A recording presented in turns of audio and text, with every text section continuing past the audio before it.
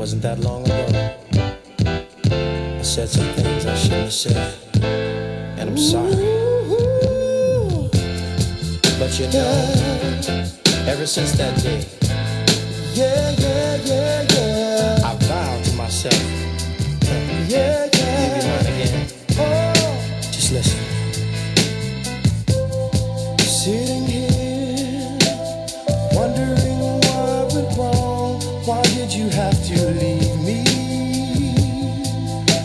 'Cause I don't really wanna go on, because I'd rather bleed and beg you to stay. 'Cause I need you, woman, every single day.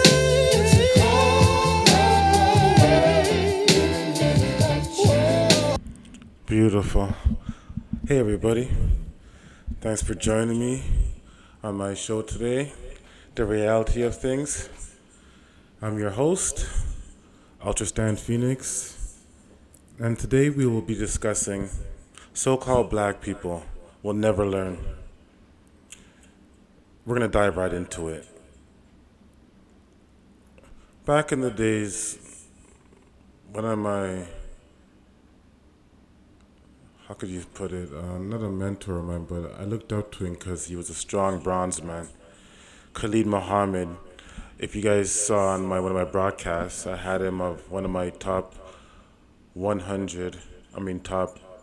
13 most influential people in the last 100 years.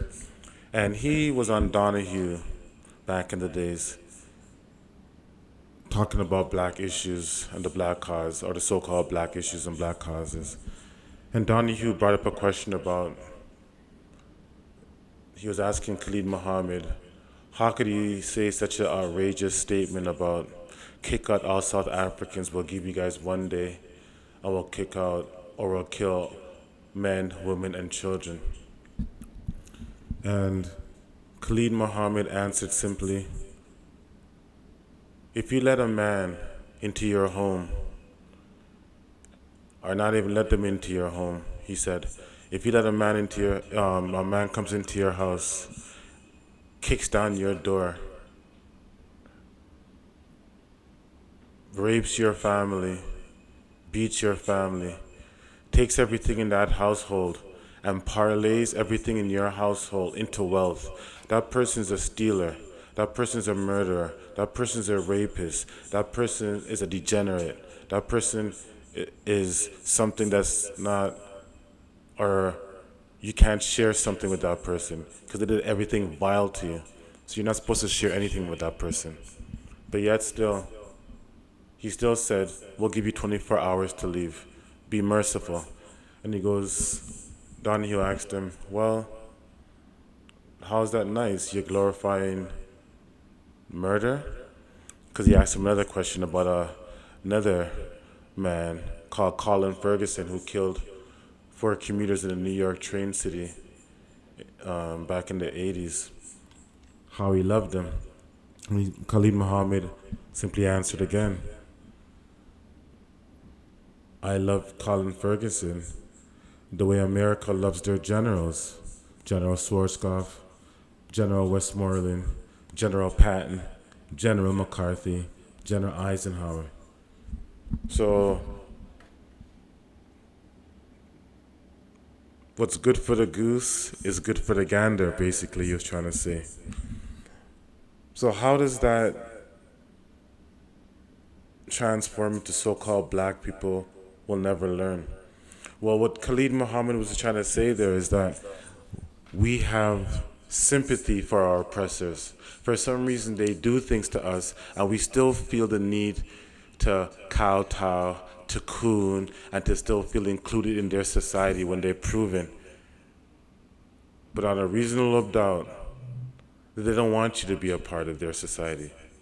Every other culture, even in their own culture, in the so-called white man's culture, they've even carved out a part for themselves, apart from the so-called main white people.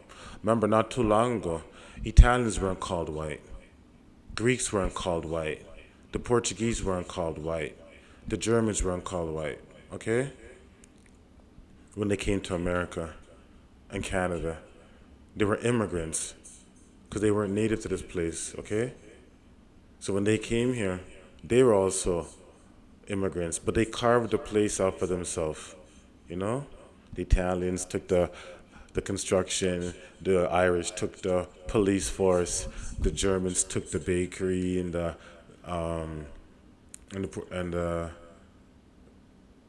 food industry, poultry industry, and then along with the Polish, okay?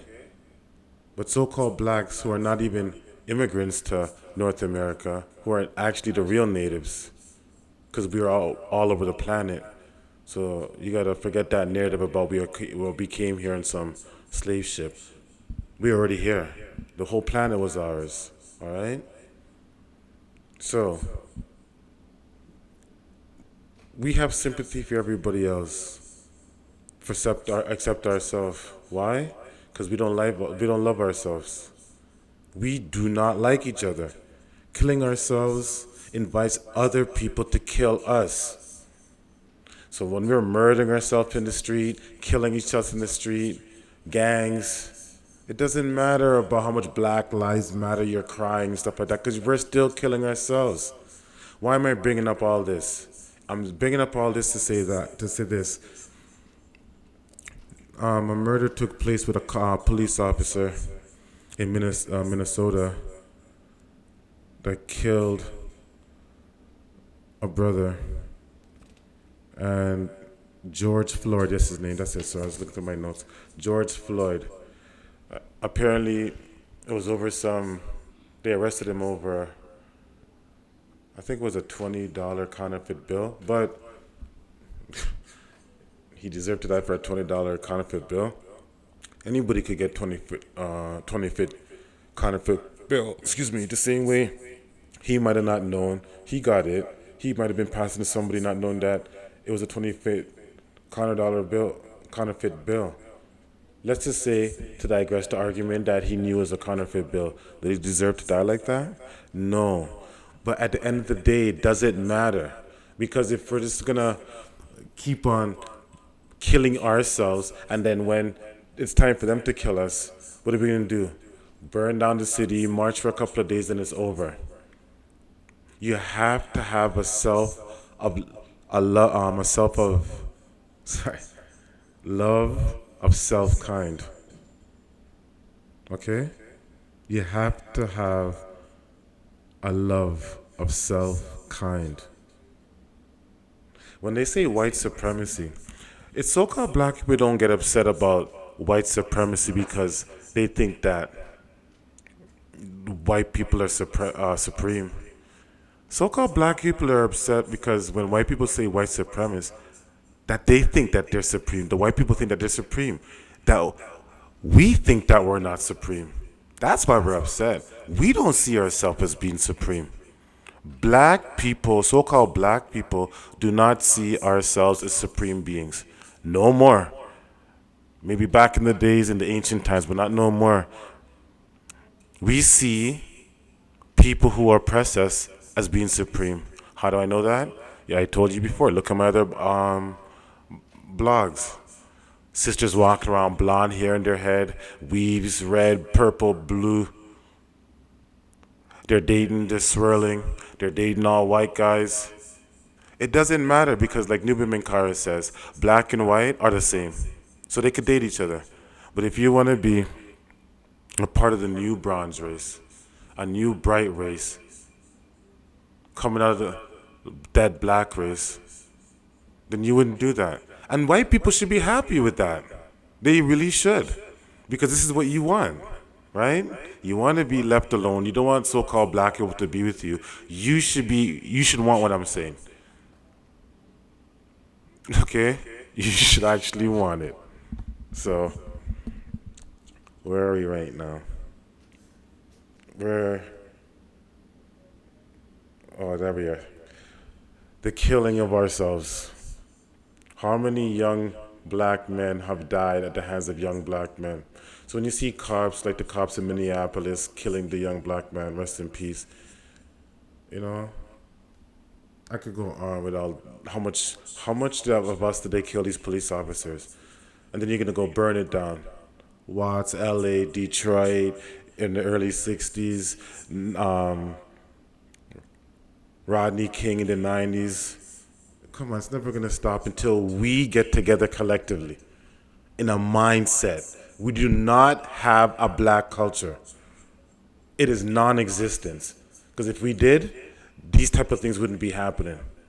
So it doesn't matter. Continue being black, dumbass Negroes, dumbass niggas.